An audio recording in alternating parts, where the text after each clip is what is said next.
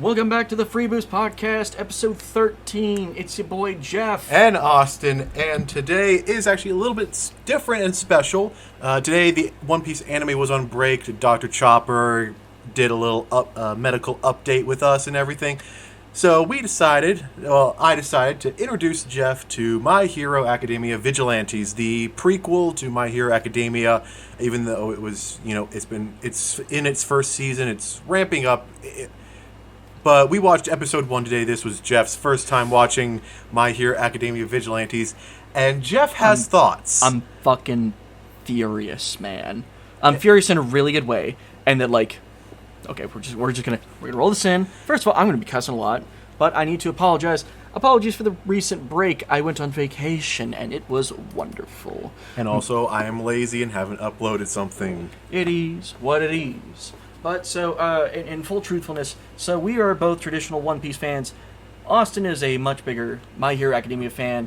I've seen episode 14, depending on what episode comes out first. If I do the manga chapter or this one, but yeah, episode 13 or 14 here. Sorry, I popped that in my head and wanted to have that taken. No worries. So Austin's a bigger fan of My Hero Academia than I am. I've seen a good chunk of the anime. Austin is way more intimately familiar with the content as it is, and when he suggested to me, I'm like, okay, I like My Hero. That's gonna be fun. And so we put it on, and I wasn't expecting a fucking love letter to true Americana comic books of just some golden age cheese. Yep, 1950s, 40s, 60s-esque. We can give you a breakdown of what happens scene by scene. But I think it's just more along the lines of looking at how they managed to subvert a lot of modern day issues with what is called cape shit. And I'm getting annoyed with it because I like superheroes. I'm a nerd and I'm not ashamed of it. I love this shit. I love cape shit. It's stupid and it's my favorite. So we have to talk about Marvel just because in relation to any kind of cape shit, Marvel is currently the king. Excuse me, Ozzy. I'm talking. Our guests in the audience have opinions. I'm sure Ozzy has strong differing opinions, but I'll try and keep them under wraps, I promise. So, in the age of Marvel, I was but a young man whenever the Marvel movies started rolling out and making their gazillion friggin' entry-long masterpiece of a disaster.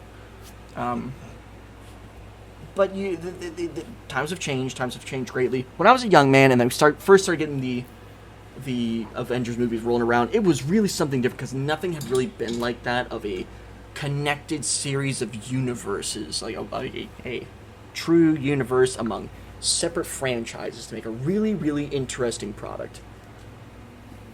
And it was always going to be different than the comics, and no one was really surprised about that, which all the traditional heroes of Captain America, Thor, Hulk, Iron Man, they all came from nearly 90 years ago now, in which the stylization, the humor, the punch, and the societal attitude towards these things were so radically different. They came from a time and age in which there was a growing fear with which the ability to commit crime would be outpacing what the police can do, and we're not going to talk about that. What we are going to talk about is that it developed a very particular sense of style and delivery of comic books that we have flat out lost. This really started falling apart in the 80s with your dark fantasy and your 90s start of post-irony and 2000s melodrama.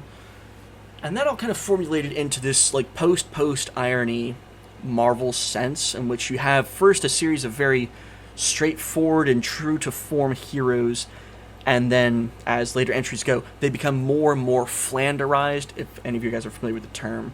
Flanderization, if you're not familiar with the term, comes from The Simpsons, in which Ned Flanders, the happy-go-lucky Christian neighbor of Homer Simpson, who will literally give the shirt off his back, but is also reduced to his most fundamental character elements. Early season, Ned Flanders had the left-hand porium, or whatever it's called, and he actually had layers. And now he's just the Christian neighbor who's oakley dokley. It's very annoying to see genuine icons of Americana be reduced to Flanderized versions of themselves, in a setting that can't take itself seriously. So I think Austin heard me actually start cussing and swearing maybe 3 minutes in. I confirmed that. I can confirm he was pissed at the beginning, like right as the intro was beginning to roll, is when he was first hunching over the chair in anger. So like we are like fresh off of this, like maybe 10 minutes ago, and so I don't know the names very well. So we have our protagonist, who Koichi. So Koichi he's kind of a nerdy guy, an average college student, as it says. Average college student working night shifts at a convenience store. Little wormy, not very strong, doesn't have any combat experience or anything. His quirk, slide and go. As long as he's got 3 points of contact, he can slide on surfaces. And so, like 5 minutes in, we see All Might, the traditional guy rolling in. He's like, yeah, we're gonna beat up some big bad thug, and he messes him up, and it's great. Everyone's happy. Koichi's happy. Everyone's very excited to see that there are heroes out here. And, you know, it's a very interesting contrast because Koichi is just a little dude. And, like, he's never going to be All Might. And it doesn't matter. He gets mugged on his way home because he ends up knocking over some thug's water bottle or whatever. No, he bumped into some thug, and the thug purposely spilled his soda, which is just a dickhead. Like, dude's a total asshole. Classic thug. Mm. And so he ends up sliding away on his silly little scooter perk. Sorry, I'm not meaning to diss on him. It's just we end up with some really good points on this later. This will make this stand out like such a, I would call it a sore thumb if it wasn't incredible. So he makes his little escape because he's got like a silly little power that lets him just barely outrun the guys because I think he's as fast as a slow bicycle. Yes. As long as he makes 3 points of contact. As of now, yeah. He's like, okay, that's kind of neat, but like he still has to work a 9-to-5 job at a friggin' convenience store. And as soon as he gets into work, who shows up but those same thugs who beat his ass. But also on his way to work, he encounters Pop Step. She is an idol, so to speak. A street idol would be a good.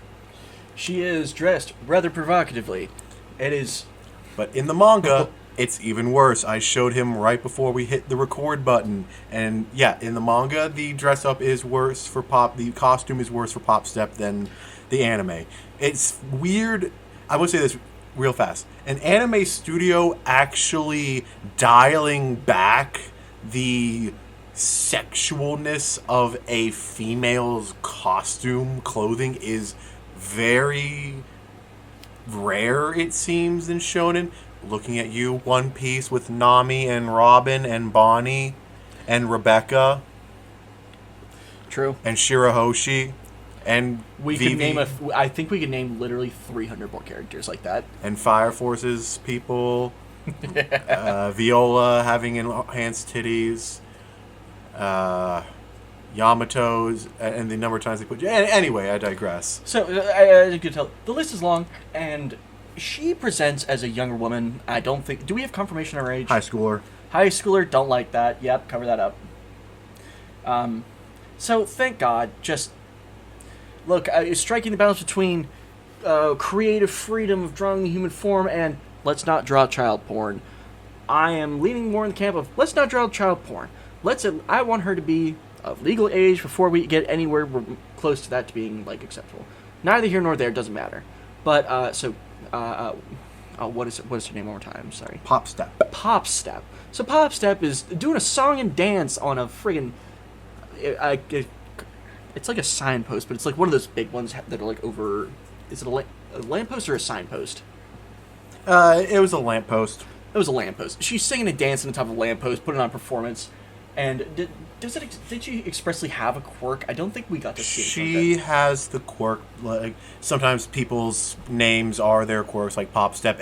She can pop up, step off anything, and she can just she can jump up very high off like lampposts, street signs, and stuff like that. Basically, she has like that second jump characters have in Super Smash Brothers, just off things. Okay, and she can control herself after doing that. So it's another agility quirk. And she's just made a very cutesy ability to perform for herself, which is it's nice to look at. But like she is very obviously busy with a completely different world than what Koichi is. And they see each other, but it's not like they really interact. And then Koichi goes to work, correct? Yeah, Koichi goes to work. The same thugs from earlier come in, literally to his workplace. They beat him up, and then it cuts to Koichi going home. He starts going home, and we have this. And then this is where no. I will do the chronology of events, and then you can react. Okay. Sorry, I'm fired up. No, exactly.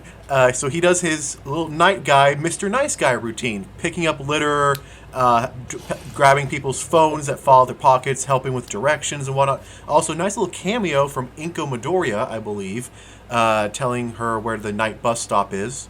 And he's just doing nice things, and he's apparently known in the neighborhood as Mr. Nice Guy.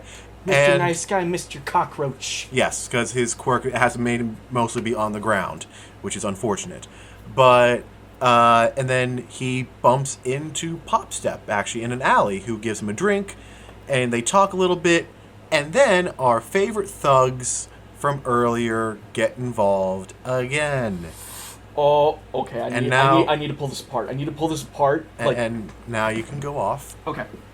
So, I had to pause it because I was losing my fucking mind when I saw this.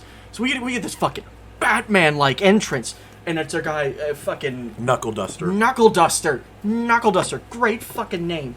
He's just leering from above, arms crossed, like, oh, look at this, I got my boys going on, but he didn't say a fucking word.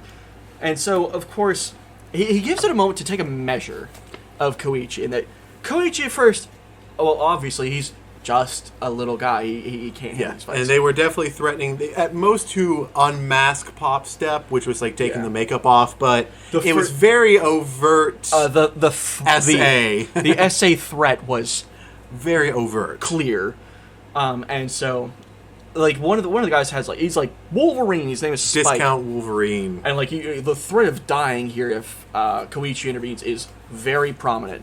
And so Mitch is like, you know what? I'm just a little guy. I'm gonna go home. And he's like, fuck you. I can't. And so he intervenes, and of course he gets his ass kicked. But then Knuckle Duster intervenes. He literally dumps himself into a pile of trash. Which at first I'm like, okay, that's fucking stupid. Alright, this guy's gonna be a goober. No. Homie kicks the trash off, and we get this hard-ass pic of him sitting in the trash like, a pile of trash makes a nice comfy spot to land in before you take it out, or some shit like that. I'm like, why can't... Holy fuck. It's been like 30 Marvel movies since I've seen anything like that, where a character can do something funny and take themselves seriously. Because the moment he stands up, he starts taking these homeboys down left and right. He's like, bah! They didn't stand a fucking chance. Because the dude's built like a fucking fridge. He's huge, he's big, he's broad, and he's not listening to a fucking word Koichi is saying, because Koichi is busy being a little bit of a bitch. But it's okay. It's okay. He's like, very quickly, he's like, you have a good heart on you. I'm going to take you under my wing. And Koichi's like, no. You're like, I'm not listening to you. I'm taking you under my wing. That means we're going somewhere now. And, like, Koichi is so busy being afraid, and we have Knuckle Duster just straight up telling us, like, you have a good heart. Like, he doesn't want to be, like, a hero, like, fighting villains and everything. He just wants to make the neighborhood better. Because he's not made for it, and that's what's really nice about it, is that Koichi is clearly not made for this, but he's doing what he can, because he has a good heart. He has the good fundamentals. Doing what one... There's a line from Boondocks. I forget the kid's name, but he asks his grandpa, what can I do when I have nothing to do, when there's nothing I can Grandpa, do? What am I supposed to do when there ain't nothing left I can do? And he says, you do what you can.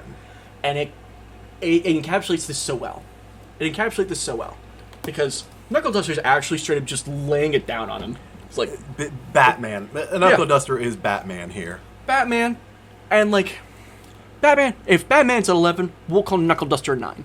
And the Knuckle Duster is clearly still retaining those obvious comical elements of, like, the campy shit from the 50s that made him famous. And he's straight up just lore dumping it from it. He's like, yeah, there's some drugs out here called Trigger that if you have a quirk, it just makes you go insane. And so I'm out here, I gotta check the tongues of these people and beat them senseless before they go out and be like terrorists and shit. And it's like, whoa, whoa, whoa, that just sounds like random violence, and it totally is. And so, like, I'm taking you out tomorrow. We're gonna go check for people to see if they have triggers. Like, well, why are you raiding my fridge? It's like, you're 18. You're 19. You've got beer. I'm taking this, and he chugs it because he's a fucking man.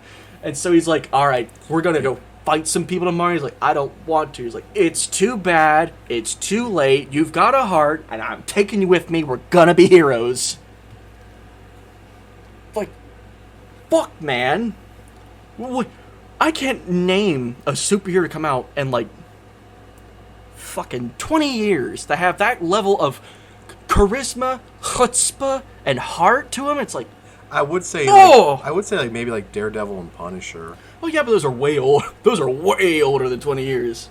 We just have good recent iterations of them. Okay, that's fair. We do have good recent iterations of them. Let me back that up. It's like, I'm not about to shit on Daredevil or the Punisher. Those are good. But yeah, like he would like, and so the episode ends. Knuckle Duster trying to beat up a businessman, and Eraserhead comes in. Our boy Eraserhead from the main series, but pre all the bad shit that happens to him in the main series. Yeah. But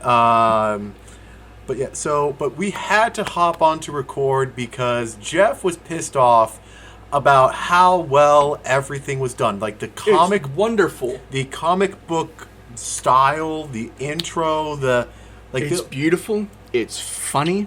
It's cheesy. It's going somewhere.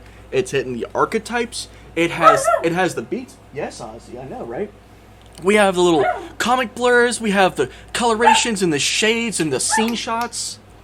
And we just have like cheesy, I'm gonna say cheesy costumes. I would say like they're the homemade stuff that people do. That, you know, in the world of My Hero, you have licensed pro heroes like All Might, Endeavor, Best Jeanist, Present Mike, and Eraserhead, who have legitimate companies that make the stuff, like make their costumes and everything.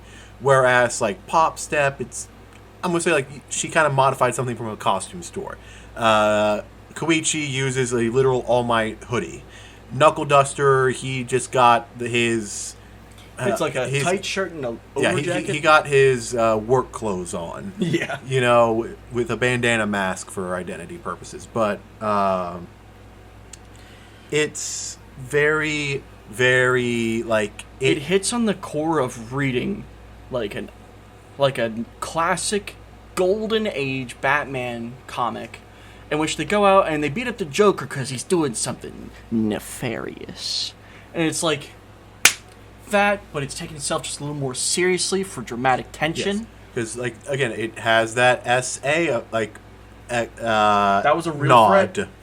It has, and also, like, right before Knuckle Duster fell down, 2B Wolverine was going to legitimately fuck up Koichi. He talked about going to the store and trashing it, you know, and other things, and also the trigger and everything. Then take a moment to be like, you know what? If the laws don't take down the criminals, then I'm going to take them down myself. I don't care about a license and nothing. The license can be damned. It's like, that's my fucking guy. That's my guy right there. Mm-hmm. But it's the fact that in one episode / chapter of the manga, Japan has made something that has been still, like, I'm a very pessimistic hater. Like, I know it doesn't come off this way. I'm a pessimistic hater. I've got it deep in my heart. Japan made something so beautiful and traditional and true to the heart of American comics in one episode that I have seen in so long that I'm, like, reeling. It's like, why can't we make this? Yeah. Why haven't we done this? It's like... basically, you're already kind of trying to put for superhero animated shows. I'm kind of almost already putting it into the Batman animated series Justice League tier. It's like, oh man! Like, I'm so excited to see the next several entries, and I pray that in the same way, like, this is, I was just thinking about the way this happened, and that, like, you know, end of the Second World War, American comics get, like, even more popular, and then eventually our comics start floating over to Japan, and then they end up making their own response in anime, and then anime is so wonderful it makes its way back to us, and then we start making our response to anime, and our most recent responses to anime have not been good. So seeing, what was originally an American concept be done even better by the Japanese has me losing my marbles. It's like, God bless it. Why can't we do that? We invented it. Why can't we do it this well? Because we've gotten complacent with it. True.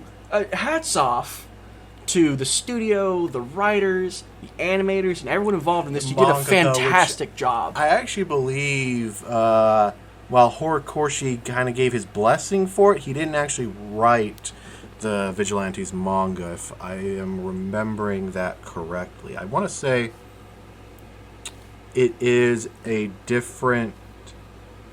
Yeah, it's a different person who made the Vigilantes manga.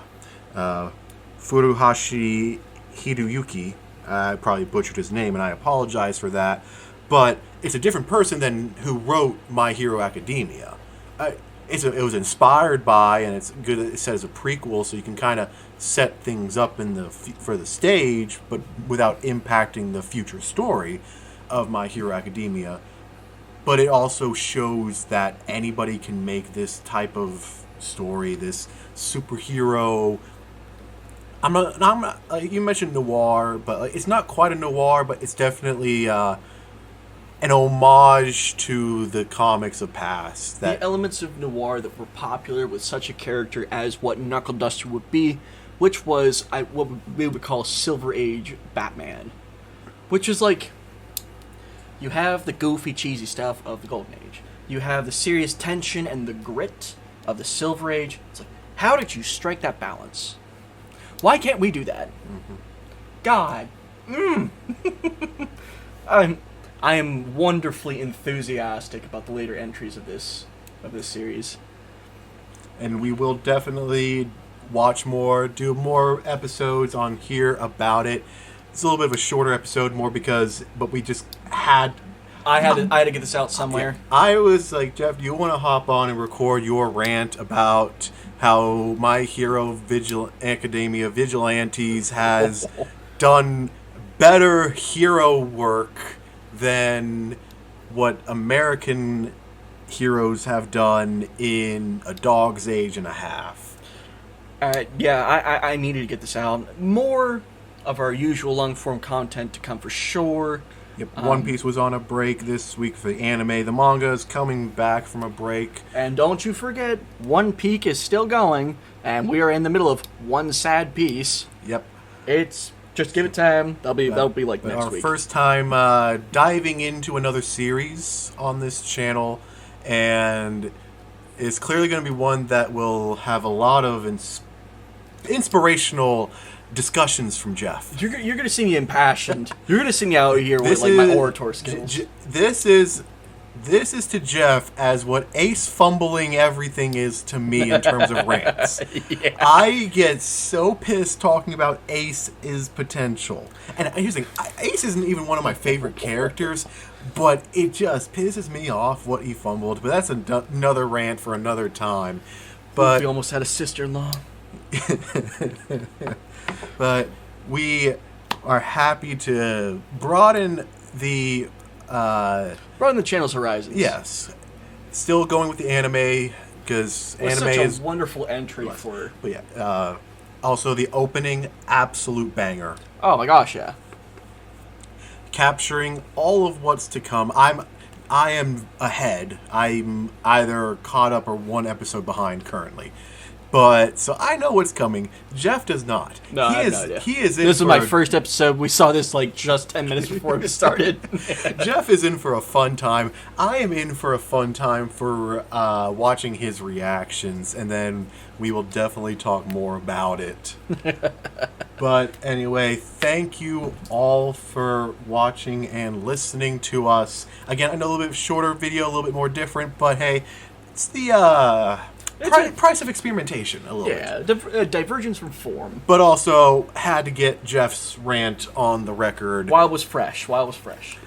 So thank you all for listening and watching. Be sure to like, comment, and subscribe.